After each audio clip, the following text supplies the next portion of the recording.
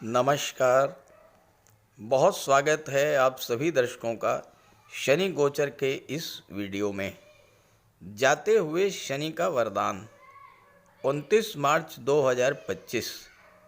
जी हाँ, ये वो तिथि है जब शनिदेव सदैव के लिए अपनी मूल त्रिकोण राशि कुंभ राशि को छोड़कर जा रहे हैं और अब 30 वर्ष बाद ही पुनः कुंभ राशि में गोचर करेंगे। 29 मार्च को शनि राशि परिवर्तन करेंगे और देवगुरु बृहस्पति की साधारण राशि मीन राशि में गोचर कर जाएंगे। आज के वीडियो में हम यही समझने जा रहे हैं कि जाते हुए शनि हमें क्या क्या दे कर के जाएंगे, कौन से वरदान दे कर के जाएंगे।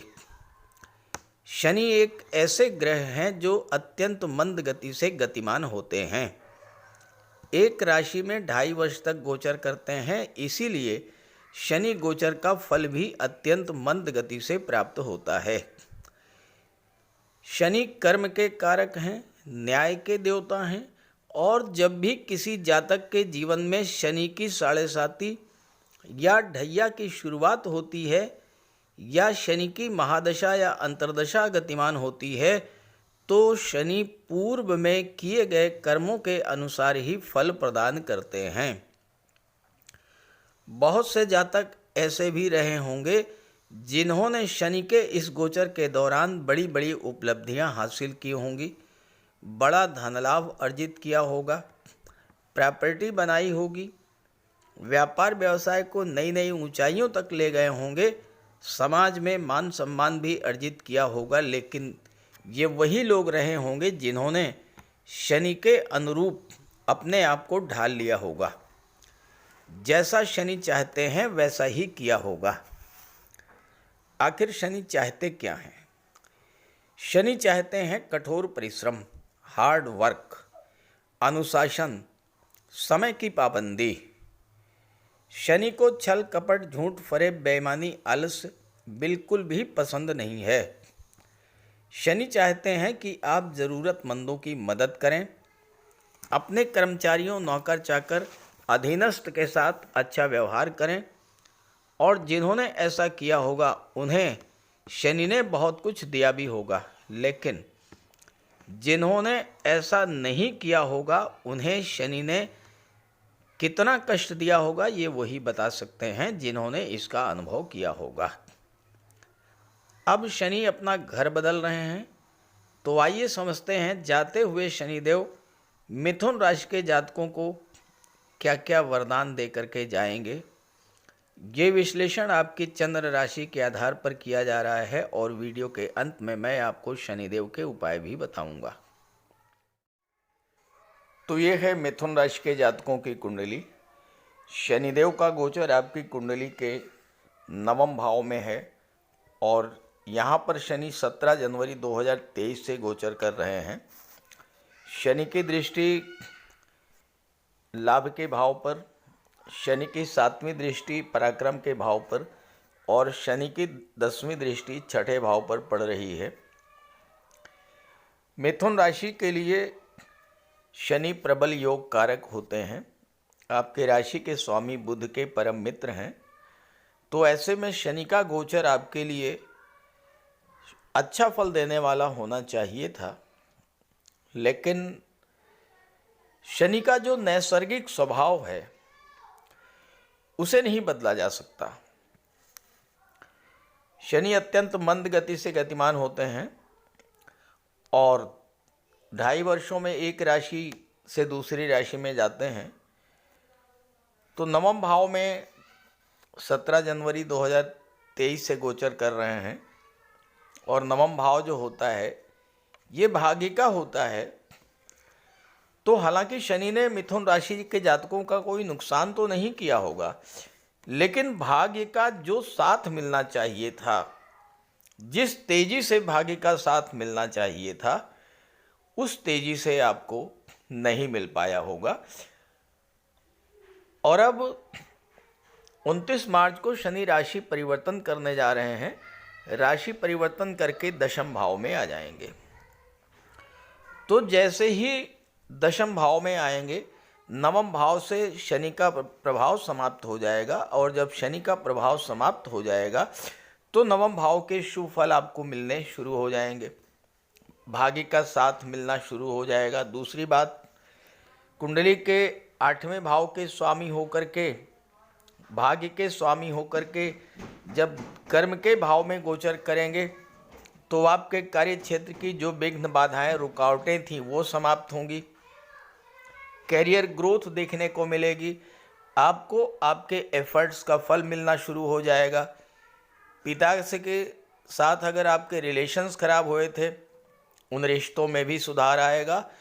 और सबसे बड़ी बात यह है कि अगर पिछले 2 वर्षों में उच्च शिक्षा के लिए आप विदेश जाना चाहते थे और नहीं जा पाए, तो 29 मार्च के बाद वो मौका आपके हाथ में लगने वाला है जब आप विदेश भी जाएंगे उच्च शिक्षा प्राप्त करने के लिए।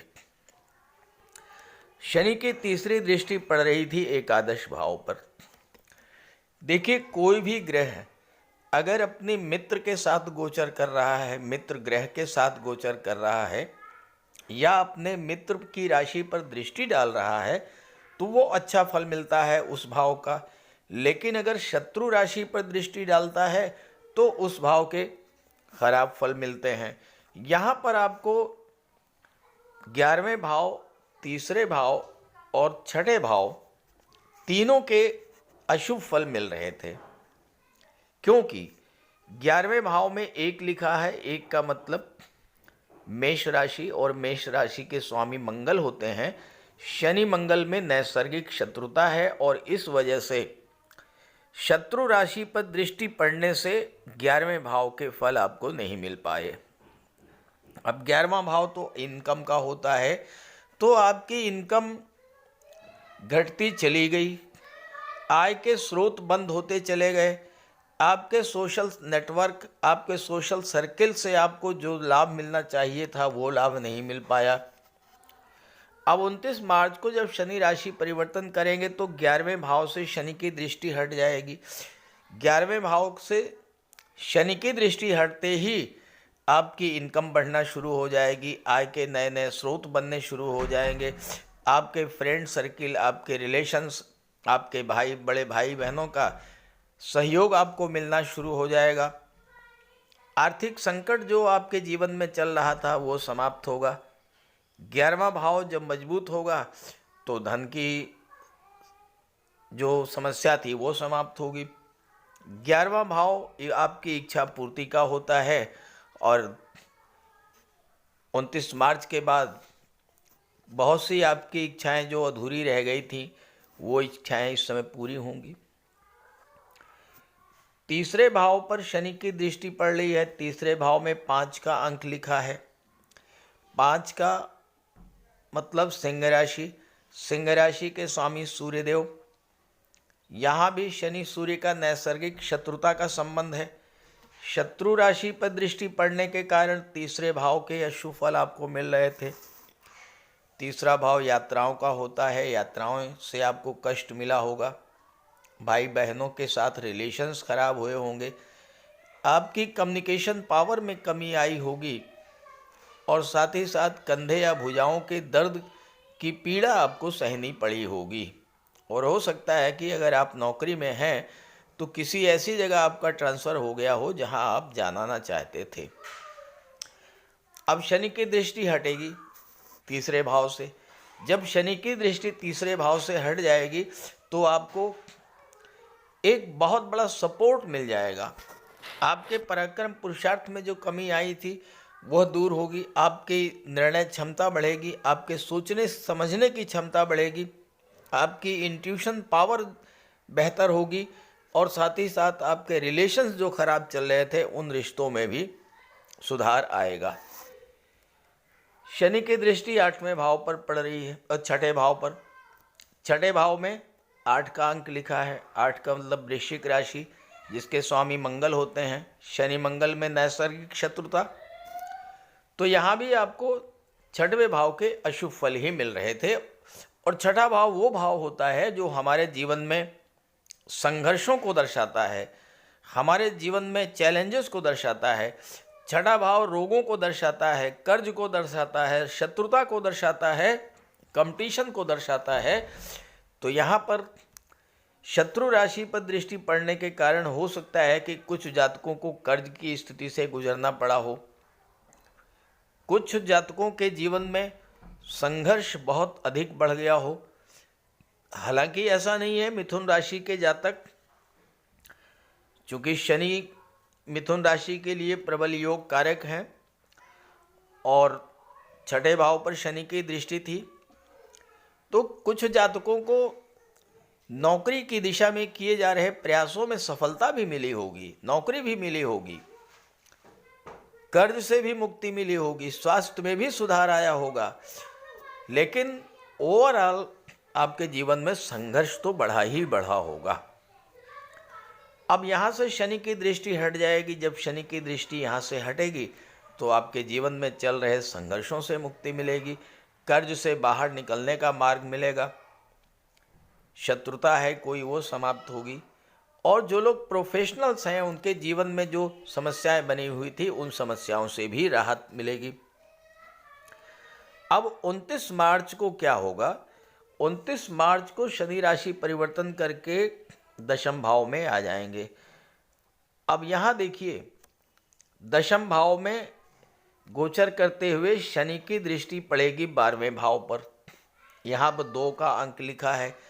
2 का मतलब वृषभ राशि। वृषभ राशि के स्वामी दैत्य गुरु शुक्र, शुक्र शनि के मित्र हैं। तो 10वें भाव और 12वें भाव के शुभ फल आपको मिलने शुरू हो जाएंगे। करियर ग्रोथ देखने को मिलेगी, गवर्नमेंट का सहयोग मिलेगा, नए कार्यों की शुरुआत होगी, नए व्यापार की शुरुआत होगी, क्योंकि शनि की दृष्टि 7वें भाव पर भी पड़ेगी। आपके कार्य क्षेत्र की जो विघ्न बाधाएं रुकावटें थी वो समाप्त होगी, बॉस सीनियर्स का सहयोग मिलेगा, गवर्नमेंट के पास आपके जो रुके हुए काम थे वो कार्य पूरे होंगे, गवर्नमेंट से धन की प्राप्ति होगी, किसी गवर्नमेंट प्रोजेक्ट से जुड़ करके आपको लाभ मिलेगा, विदेश जाने के आपके सपने पूरे होंगे। क्योंकि मित्र की राशि पर दृष्टि पड़ रही है तो 12वें भाव के शुभ फल मिलने शुरू होंगे, तो विदेश जाने के सपने पूरे होंगे, फालतू के खर्च कम होंगे और धन का निवेश भी होगा, क्योंकि 12वां भाव जो है ये निवेश का भी होता है। और चूंकि छठे भाव से शनि की दृष्टि हटेगी, छठा भाव आपकी प्राप्तियों का होता है। जीवन में जो कुछ प्राप्त होता है आपको वो छठे भाव से देखा जाता है। तो अब आपकी प्राप्तियां भी बढ़ेंगी, निवेश भी बढ़ेगा, धन का खर्च भी घटेगा और विदेशों से आपको लाभ होगा। अब यहाँ गोचर करते हुए शनि की दृष्टि पड़ेगी चौथे भाव पर। चौथे भाव में 6 का अंक लिखा है। 6 का मतलब कन्या राशि, इसके स्वामी होते हैं बुध। बुध शनि के मित्र हैं। लाभ के भाव से शनि की दृष्टि हट चुकी होगी। 11वां भाव आपकी इच्छा पूर्ति को दर्शाता है। अब चौथे भाव से संबंधित और 7वें भाव से संबंधित आपकी इच्छाएं पूरी होंगी।